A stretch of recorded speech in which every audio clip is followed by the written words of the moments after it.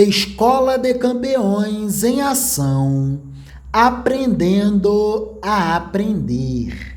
Treinamento para a expansão da capacidade de leituramento do jovem JVX.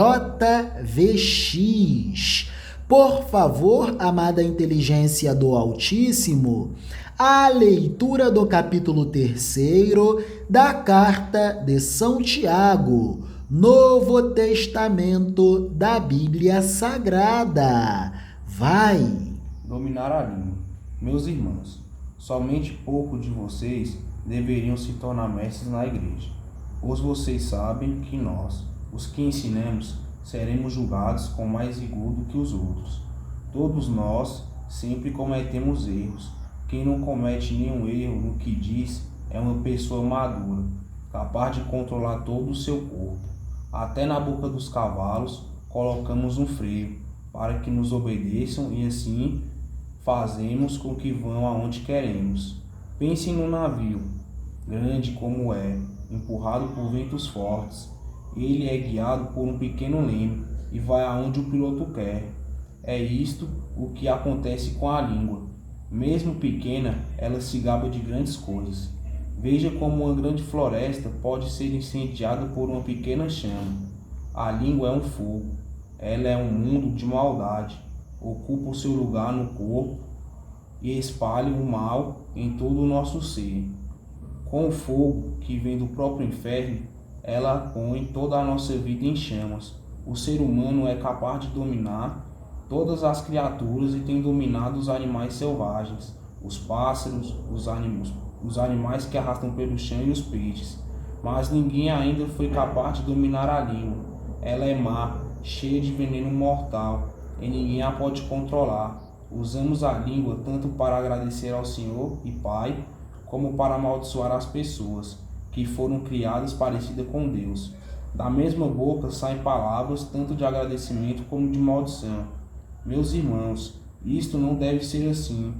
Por acaso, pode a mesma fonte jorrar água doce e água amarga? Meus irmãos, por acaso pode uma figueira dar azeitonas ou um pé de uva dar figos? Assim também uma fonte de água salgada não pode dar água doce. A verdadeira sabedoria. Existe entre vós alguém que seja sábio e inteligente? Pois então que prove isso pelo seu bom comportamento e pelas suas ações, praticadas com humildade e sabedoria. Mas se no coração de vocês existe inveja, amargura e egoísmo, então não se mintam contra a verdade, gabando-se de serem sábios. Essa espécie de sabedoria não vem do céu, ela é deste mundo e da nossa natureza humana e é diabólica. Pois onde há inveja e egoísmo, há também confusão e todo tipo de coisa má. A sabedoria que vem do céu é antes de tudo pura, e também é pacífica, bondosa e amigável. Ela é cheia de misericórdia, produz uma colheita de boas ações, não trata os outros pela sua aparência e é livre de fingimento, pois a bondade e a colheita produzida pelas sementes que foram plantadas pelos que trabalham em favor da paz. Amém. Amém, glórias a Deus e aleluias. Muito obrigado, jovem abençoado do Altíssimo. E eu trarei um complemento muito importante. Vamos lá. Entendendo melhor a guerra, e é guerra espiritual. Nesta guerra, nós nos desempenharemos bem se soubermos dominar a língua. A guerra espiritual é vencida no silêncio, com muita oração, jovem JVX. Nossa vida é surpreendida por vários aspectos da guerra espiritual. E temos que entender isso para sermos mais que vencedores em nossas pelejas.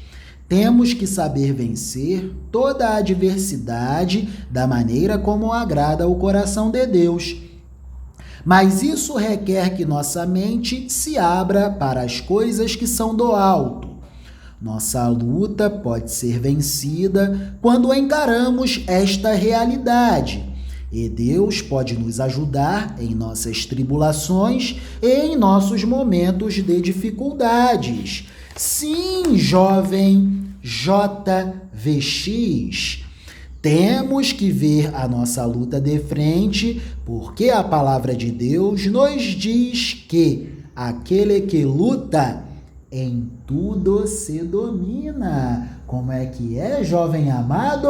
Aquele que luta sempre se domina. E esta luta não pode ser vencida apenas através da nossa própria pessoa. Precisamos que Jesus peleje por nós como o príncipe da paz. E para concluirmos o vídeo, vamos assistir a uma reflexão super sadia. Vamos a ela.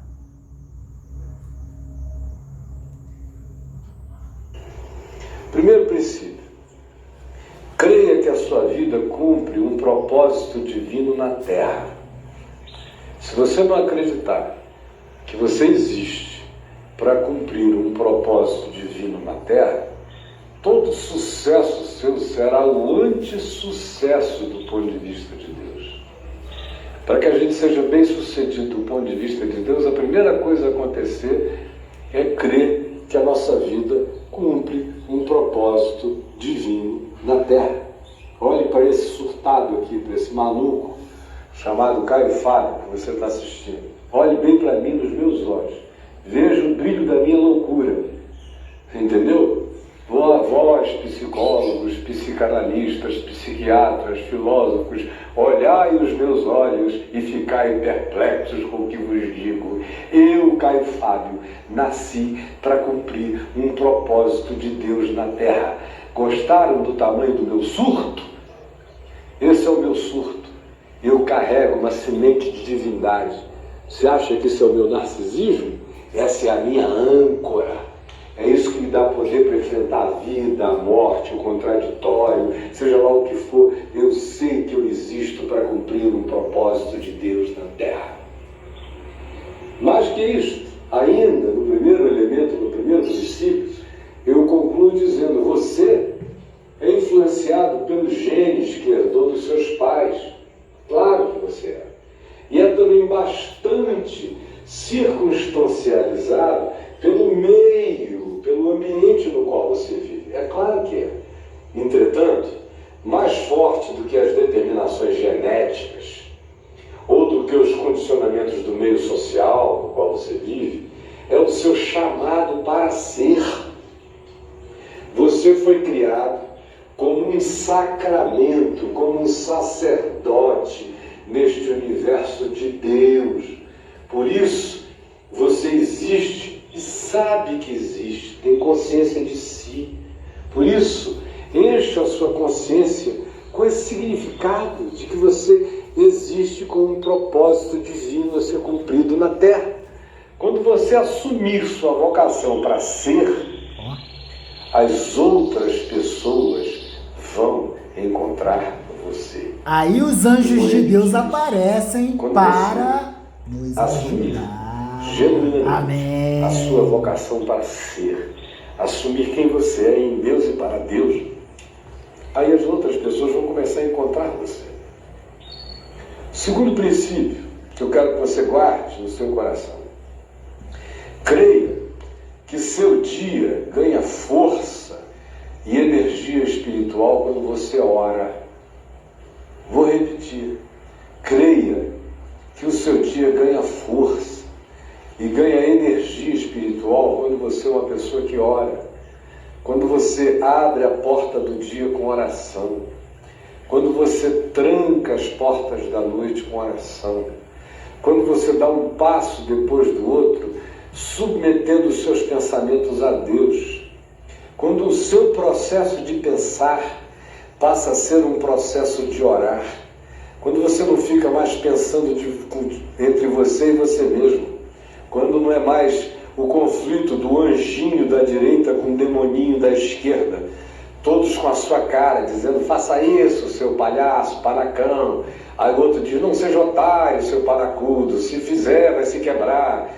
Enquanto o cara fica aí, ó, entre o anjinho da direita e o demoninho da esquerda, ele está danado. Orar é fazer com que eu tire o chapéu dos meus pensamentos e o meu pensar viaje em Deus. Ao invés de eu chegar e dizer: o que eu vou fazer para pegar esse desgraçado, eu digo: Senhor, tu sabes como eu estou sendo oprimido, me dá sabedoria conforme o Evangelho, para que eu saia disso sem que a minha vida se torne uma calamidade no processo. Quem pensa orando encontra o caminho da vereda bem-sucedida diante de Deus sempre, porque não há nenhum pensamento horroroso que sobreviva à franqueza de um orar que coloca todos os temas da mente diante do Deus que é amor, verdade, justiça, graça, equidade. Por isso, o segundo princípio para quem quer ser bem-sucedido é este: creia que o seu dia ganha força e ganha energia espiritual quando você ora. Portanto, ore sempre, mesmo nos seus afazeres, no seu cotidiano. Sempre que uma notícia ou informação lhe chegar, entregue-a a Deus.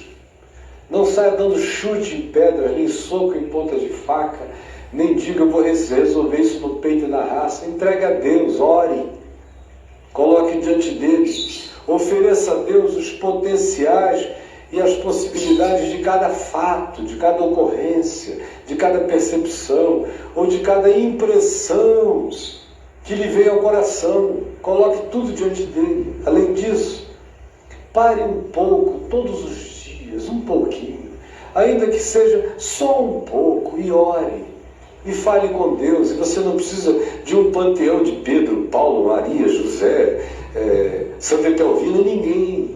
É você e Jesus. Não tem intermediário, não tem sumo pontífice. O sumo pontífice é Jesus. Fale com Deus em Jesus, com intimidade. Ele autorizou você a chamá-lo de painho.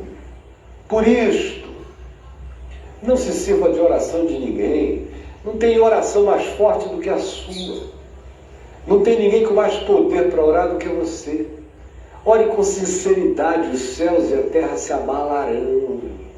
Por isso, ore sempre, leve diante de Deus todas as coisas e, mais que isso, dê graças por tudo. E abrace o Senhor no seu coração, mesmo quando você não estiver entendendo os fatos da vida.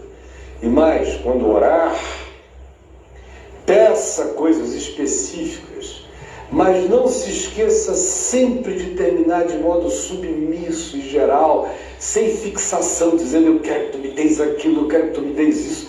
Peça as coisas que você queira, mas não se fixe nelas. Termine de um modo geral, dizendo: é isso que eu penso, que eu gostaria de ter, o que seria bom para mim, mas é o Senhor que sabe. Seja, portanto, feita a tua vontade, assim na terra como no céu. Afinal, você não sabe se o que você quer é o melhor, mas você sabe que o Senhor sabe.